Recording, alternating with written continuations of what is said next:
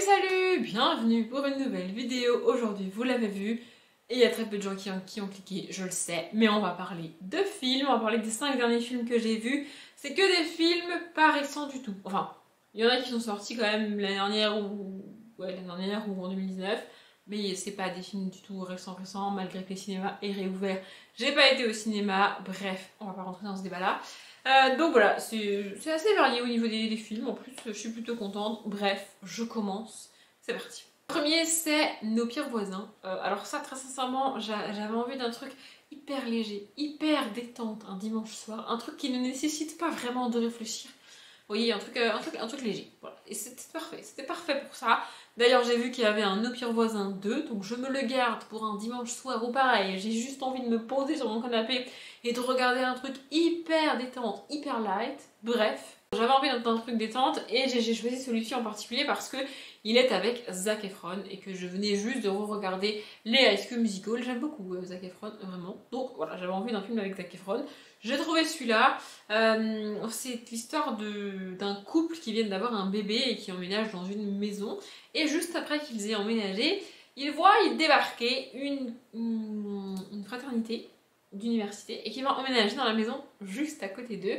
Et donc ça implique du bruit, des fêtes, de l'alcool et des jeunes qui font la fête en fait. Et vu qu'ils ont un bébé et qu'ils espéraient, enfin ils ont emménagé dans une rue à la base tranquille, une petite résidence, non c'est pas ça, genre une rue comme dans Despacito, et vous voyez un truc très calme, très détente et tout. Et là boum, une fraternité emménage et c'est une catastrophe. Et donc au début ils essayent de faire ami-ami avec eux, ils se disent si on est proche d'eux ils vont nous respecter, on peut pas trop faire de bruit et tout. Sauf qu'ils s'y prennent très mal et ça finit en carnage total. Du coup Zac Efron joue le directeur, enfin je sais pas comment ça, je sais plus comment ça s'appelle, mais en gros il joue celui qui dirige la fraternité et donc il joue un petit peu le méchant de l'histoire, même si c'est pas du tout un film violent, hein. Bref, et donc voilà, on suit ça et j'ai vraiment beaucoup aimé ce film. C'est pas le film de l'année, hein. C'est pas génialissime, c'est pas le film à regarder, c'est pas un film qu'il faut absolument avoir vu dans sa vie, pas du tout. Mais franchement c'était très cool, ça a fait le taf, enfin voilà, moi j'avais envie d'un truc détente, d'un truc fun, ça m'a vraiment détendu, ça m'a changé les idées, et puis voilà, c'était très cool, j'ai adoré. Je l'ai dit, il y a un 2, je regarderai le 2, c'est sûr. Bon, je l'ai pas encore fait, je vais le faire dans les mois qui viennent, je pense. Hein. Vraiment, j'ai beaucoup aimé, j'ai trouvé ça très cool. Et en fait, ça m'a rassuré aussi avant de regarder le premier, enfin Nos pires voisins. Ça m'a rassuré qu'il y a un 2, parce que je me suis dit, s'il y a un film 2, ça veut dire que celui-là a marché au point que les producteurs et réalisateurs se sont dit, ça vaut le coup d'en faire un 2. Voilà. Du coup, c'est pas un nanar à proprement parler, c'était un bon film de divertissement, c'est une bonne comédie en fait. Voilà. J'ai pas grand chose de plus à dire sur ce truc, c'était vraiment très fun et la fin est vraiment très cool. En fait, j'aime bien ce genre de films très légers qui sont là juste pour te divertir et te faire rire et qui ont quand même un message à la fin, qui ont quand même enfin, genre vraiment la fin est vraiment très cool. J'ai vraiment beaucoup aimé cette fin. J'aime bien ce petit. Cette fin est un petit peu, c'est pas dramatique, mais la fin a un message, la fin a une vocation, c'est pas juste bon bah le film est fini, merci, au revoir. Vous voyez, il y a vraiment un truc à la fin et j'ai trouvé ça vraiment très cool. Bref, j'ai beaucoup aimé ce film, c'est pas le film du siècle, ça va pas changer votre vie si vous le regardez, mais vous pouvez le regarder, c'est quand même très sympa. Ensuite, j'ai regardé The Last Summer, parce que je me suis dit que on était dans le thème, hein, l'été, tout ça. Et j'ai aussi choisi ce film par rapport à l'actrice, parce que c'est Maya Mitchell qui joue dedans. Maya Mitchell, c'est l'actrice principale qui joue dans Les Foster, donc c'est une série télévisée. J'aime beaucoup cette actrice, donc elle joue Callie dans Les Foster, pour ceux qui connaissent et qui s'y situent.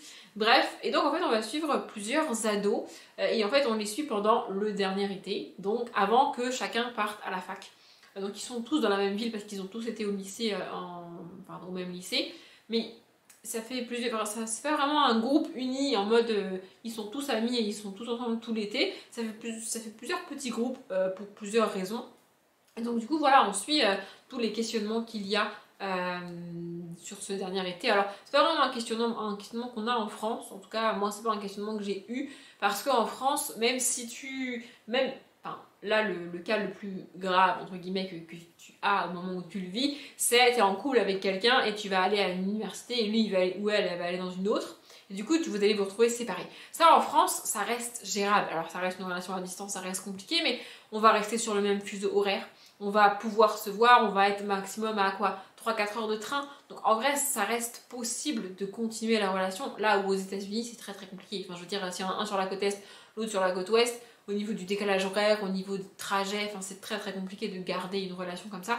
En France, on a moins ce questionnement-là, parce qu'on a aussi moins tendance à aller loin pour faire nos études. En gros, si tu es en banlieue et que tu veux faire des études, tu vas soit rester dans ta ville, soit aller à Paris, mais tu vas rarement changer de ville. En tout cas, moi, c'est ce que j'ai fait. Bref, donc voilà, il y a moins ces questionnements-là. En France, c'est vraiment un questionnement qui se passe aux États-Unis. Et donc voilà, c'est la principale question qu'il y a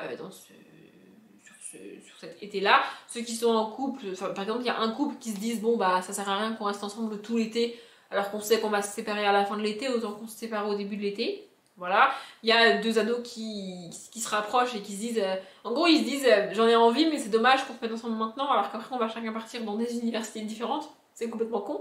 Il y a un ado qui a décidé de profiter de l'été et de en gros coucher avec le maximum de personnes possible. C'est comme ça qu'il voit son été. Et puis voilà, il y a d'autres thèmes. Il y a aussi les deux intello nerds pas populaires du tout qui se disent bah en gros c'est le dernier été avant qu'on parte, viens on fait exactement ce qu'on a envie et après on ira dans notre université faire nos études probablement d'informatique parce que les clichés voilà mais voilà ils veulent profiter à leur manière de ce dernier été et c'est ce qu'ils font et vraiment j'ai beaucoup aimé ce film, c'était vraiment génial. Le couple principal, enfin les deux personnages principaux, c'est donc le personnage joué par Maya Mitchell et un acteur qui joue un personnage masculin, je ne sais plus qui c'est. Mais vraiment, il y a plusieurs histoires comme ça et vraiment, j'ai trouvé ce film génial, j'ai adoré ce film, c'était très cool. Comme je l'ai dit, c'est pas des questions que moi je me suis posées quand j'avais cet âge-là, c'est pas des questions que je me pose aujourd'hui du coup, mais vraiment, j'ai adoré ce livre, enfin ce livre. Ah, la déformation de Booktube, ça m'agace, vraiment, j'ai adoré ce film. Et vraiment, je m'attendais pas à ça. Je l'ai lancé parce qu'il y avait Maya Mitchell, parce que ça parlait d'été, et parce que je me suis dit on va être avec des ados, vas-y go. Et franchement, j'ai adoré. Et j'ai adoré l'acteur l'acteur principal en fait. Enfin, ils sont tous à peu près au même niveau, mais l'acteur qui est avec Maya Mitchell, je sais plus comment il s'appelle, mais j'ai adoré cet acteur. Vraiment. Voilà, c'est un film dont je n'attendais pas grand chose, même quasiment rien, et que j'ai adoré. J'ai passé un moment génial. Du coup, bah, je vous recommande. Ensuite, j'ai regardé Seconde Chance. Globalement, j'étais dans une période où j'avais besoin de films légers. Hein. Je pense que vous vous en êtes rendu compte. Donc, Seconde Chance, c'est un. Je sais même pas s'il est sorti au cinéma. Je crois que c'est un téléfilm seulement. Mais s'il est sorti au cinéma, en tout cas, je ne comprends pas comment j'ai pu passer à côté parce que. Bon, il y a. En fait, je pense que s'il est sorti au cinéma, je suis passée à côté parce que la tête d'affiche du film ne m'intéresse pas vraiment. Mais les deux acteurs et actrices qu'il y a à côté, franchement, j'adore. Donc on a en tête d'affiche Jennifer Lopez. Je pense que s'il est sorti au cinéma, toute la communication du film a été faite autour d'elle. Ce qui est normal, hein, parce qu'elle joue l'actrice principale. En plus, je crois qu'elle est même productrice ou en partie réalisatrice sur le film, ou scénariste. Donc vraiment, elle a un rôle important dans le film. Donc c'est normal qu'ils aient fait toute la communication autour d'elle. Mais moi, j'aurais préféré qu'ils insistent un peu plus sur l'acteur principal masculin, à savoir Milo Ventimiglia, que j'adore. Je l'ai découvert dans Heroes à l'époque et j'adore cet acteur, vraiment, vraiment, vraiment. Et Vanessa Hudgens, j'étais encore pas très loin de ma période de High School Musical, comme vous pouvez vous rendre compte. Bref, mais vraiment, j'ai adoré. En fait, c'est l'histoire d'une femme qui travaille dans un supermarché. Et en fait, au tout début, elle a il y a une visite dans le supermarché et on sait qu'ils doivent nommer un cadre, enfin quelqu'un qui va gérer le supermarché, je sais plus comment ça s'appelle, mais en gros, elle est chargée, elle est directrice des ventes, un truc comme ça, et elle veut passer au niveau au-dessus, sauf qu'elle n'a pas de diplôme. Tout ce qu'elle a, entre guillemets, c'est toutes ces années d'expérience dans le magasin, ce qui est quand même énorme en fait. Elle connaît la clientèle, elle sait comment organiser le magasin, comment diriger les gens, niveau RH et tout, elle sait faire, enfin vraiment, elle a une maîtrise parfaite du poste, et du coup, elle espère pouvoir passer au-dessus. Sauf que le gars qui vient faire la visite, donc qui est un des grands dirigeants de la chaîne de magasins, donc visite le magasin, discute avec elle, elle lui propose ses idées, elle a préparé cet entretien depuis des semaines, et il lui dit, bah... En fait, il lui dit même pas qu'elle a pas le poste, il lui dit merci d'accueillir machin qui va devenir tel poste, qui va avoir tel poste. Et là, en fait, elle est dégoûtée. En fait, elle essaye de le convaincre, elle essaye de lui dire que le gars qui débarque de nulle part n'a absolument pas les capacités pour faire ça, alors qu'elle les a, et il lui répond juste, bah ouais, mais lui, il a le diplôme, et toi, non. Et vraiment, enfin, ce début de film est juste horrible. Et du coup, le soir, elle se plaint à sa meilleure amie et tout parce qu'elle en a marre de ne pas avoir de diplôme. Elle a les capacités, en fait, elle a acquis assez d'expérience qui équivalent au diplôme, mais comme elle n'a pas le diplôme, bah, elle se fait constamment rejeter niveau professionnel, c'est chiant. Et donc, du coup, il y a le fils de sa meilleure amie qui va lui faire un CV sur lequel il va mentir. Et du coup, elle va être embauchée donc, par une très très grosse entreprise qu'elle adore. Et du coup, voilà, elle est embauchée sur un mensonge, comme ça. Du coup, voilà, elle va travailler là-bas. C'est là-bas, donc Milo Ventimiglia joue son petit ami. Et c'est dans l'entreprise qu'elle va rencontrer le personnage joué par Vanessa Hudgens. Et donc voilà, elle est embauchée et elle essaye de prouver qu'elle peut le faire, qu'elle peut y arriver. En vrai, elle n'a pas grand-chose à prouver parce qu'elle a été embauchée sur ses diplômes. Donc pour l'entreprise, elle a rien à prouver, mais pour elle, elle a quelque chose à prouver parce que du coup, les diplômes, elle les a pas. Vraiment, j'ai beaucoup aimé ce film. Je me m'attendais pas à aimer autant. J'avoue, j'avais un a priori parce que Jennifer Lopez, c'est pas une actrice. Enfin, pour moi, c'est pas vraiment une actrice, c'est plutôt une chanteuse, voyez-vous. Mais en vrai, c'est une bonne actrice. Vraiment, je sais pas si elle a une formation d'actrice ou quoi, mais franchement, elle s'en sort super bien. J'ai beaucoup aimé ce film, j'ai passé un très bon moment. Pareil, c'est le style de film assez détente, assez léger, un petit peu comédie, avec pourtant un beau message, avec une révélation au milieu du film à laquelle je ne m'attendais absolument pas. Genre vraiment, j'étais sur le cul quand j'ai découvert, enfin quand ça nous est révélé en fait. J'ai adoré ce film, vraiment, c'était très cool. C'est à la fois détente et en même temps, en fait, pour moi, c'est le bon dosage entre une comédie détente, une comédie romantique détente, et des thèmes assez compliqués, assez difficiles et des beaux messages. Vraiment. Du coup, voilà, j'ai vraiment beaucoup aimé. C'était très cool. Et on va finir avec un film que j'avais très très envie de le regarder, mais j'avais aussi très très peur de le regarder. C'est Everything, Everything. Donc c'est un film adapté du livre de Nicolas Yoon. Et j'ai adoré Everything, Everything. Et en fait, je voulais regarder le film. Je l'ai pas regardé tout de suite après ma lecture parce que j'allais trop comparer scène par scène le livre et le film. Et c'est pas le but pour moi quand tu regardes une adaptation. Pour moi, le but quand tu regardes une adaptation, c'est de voir comment le réalisateur et les acteurs ont réussi à retranscrire l'histoire globale du livre, le message global du livre et l'ambiance générale qui se dégage de l'histoire en changeant quand même quelques trucs parce que tu peux pas adapter un livre mot à mot, c'est impossible. Pour moi c'est ça important et du coup si je regarde le film trop rapproché de ma lecture, je vais vraiment comparer scène par scène et c'est pas comme ça qu'il faut regarder une adaptation, il faut vraiment prendre l'adaptation dans sa globalité, prendre le livre dans sa globalité et se dire est-ce que les deux sont équivalents au niveau du message, au niveau de l'ambiance, au niveau du thème, au niveau de ce que l'autrice ou l'auteur, ici l'autrice en l'occurrence, a voulu faire passer et a voulu montrer dans son livre. Si la réponse est oui, c'est une bonne adaptation. Si la réponse est non, c'est une mauvaise adaptation. Bref. Et du coup, en fait, plus le temps passait et plus j'avais peur de regarder le film parce que le livre est très graphique. Dans le livre, il y a des dessins, il y a des schémas. Et en fait, il n'y a pas beaucoup de connexion physique entre les personnages parce que dans Everything Everything on suit une jeune fille qui s'appelle Maddie et qui est un enfant bulle. Donc au tout début du livre, elle fête de l'histoire du film, c'est le cas aussi, elle fête ses 18 ans et donc ça fait 18 ans qu'elle n'est pas sortie de chez elle, elle n'a pas d'amis, elle n'a pas de connexion physique avec l'extérieur, elle ne sort jamais, elle ne voit personne. Et donc du coup elle est enfermée dans sa maison tout le temps.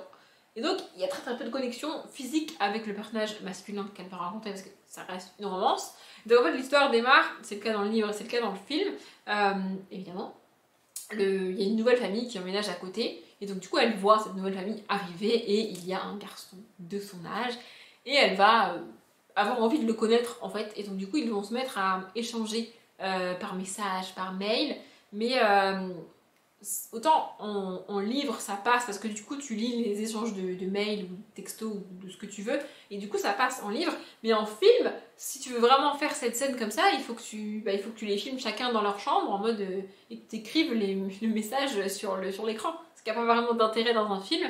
Et du coup ce qu'a fait le réalisateur ou la réalisatrice, je ne sais pas, c'est que il a trouvé le moyen de faire en sorte que les personnages soient assis à la même table et discutent, mais que tu comprennes qu'en fait, ils discutent pas en vrai, ils discutent par message. Et vraiment, c'est génial d'avoir fait ça parce que ça permet de rendre compte à quel point les personnages vont se rapprocher alors qu'ils ne se sont pas rencontrés réellement physiquement. C'est quelque chose que je pense qu'on a tous connu, de rencontrer quelqu'un sur un site de rencontre, sur un forum, par texto, par message, par mail, par ce que tu veux, d'avoir un échange uniquement informatique, uniquement virtuel, et de pourtant avoir l'impression de connaître la personne, d'être très proche de cette personne, en amitié ou en amour, comme vous voulez. Mais je pense que c'est quelque chose que notre génération, on a tous connu, puis ça doit être encore plus le cas avec Insta et tout, même si moi j'ai pas. Mais voilà, c'est un type de relation qu'on a plus ou moins tous expérimenté. Et retranscrire ça à l'écran dans un film, c'est quand même très difficile. Et je trouve que c'est bien fait dans ce film-là. Et donc, bon, il y a des différences, il y a des trucs qui vont plus vite dans le film que dans le livre, mais ça c'est normal parce que tu peux pas. Enfin, si tu veux mettre réellement chaque scène et que l'histoire aille au rythme où va le livre dans le film, ça donne un film de 4 heures et c'est pas possible. Donc voilà, il y a des choix qui ont été faits, mais globalement, je trouve que c'est vraiment une très bonne adaptation. J'ai autant aimé le film que le livre, et pourtant j'ai vraiment adoré le livre. Du coup, voilà, je suis contente que le film ne gâche pas l'histoire. Je suis contente que le réalisateur ait respecté certains choix de l'autrice. Il y a des petites modifications, comme à chaque fois dans une adaptation, il y a des modifications et des choix du réalisateur ou de la réalisatrice, toujours, je ne sais pas, que je comprends. Il y a des choix qui ont été faits que je comprends, et il y a des modifications que je comprends pas. Mais bon, c'est comme ça, c'est pas très grave. J'ai adoré ce film, vraiment. Je vous conseille bien évidemment de lire le livre, parce que le livre est vraiment vraiment cool. Et le film est vraiment cool aussi. Du coup, je pense que vous pouvez faire dans le sens que vous voulez. Soit d'abord lire le livre et ensuite regarder le film, soit d'abord regarder le film et ensuite lire le livre. Mais pour moi, ils sont complémentaires l'un de l'autre. Du coup, il faut faire les deux. Il faut lire le livre et regarder le film. Et vraiment, je vous conseille ce livre et ce film. C'est une histoire absolument magnifique que j'ai adorée. Et je ne sais pas quoi dire de plus. C'était juste génial. Et l'un et l'autre. J'espère avoir dit tout ce que je voulais dire sur ces films. J'espère que je vous ai convaincu de regarder au moins un de ces films. Surtout Everything, Everything, j'avoue. Bref, du coup, la vidéo est terminée. J'espère que ça vous a plu. Comme d'habitude, je vous souhaite une bonne journée, un bon après-midi, bon appétit ou une bonne nuit. Et je vous dis à bientôt.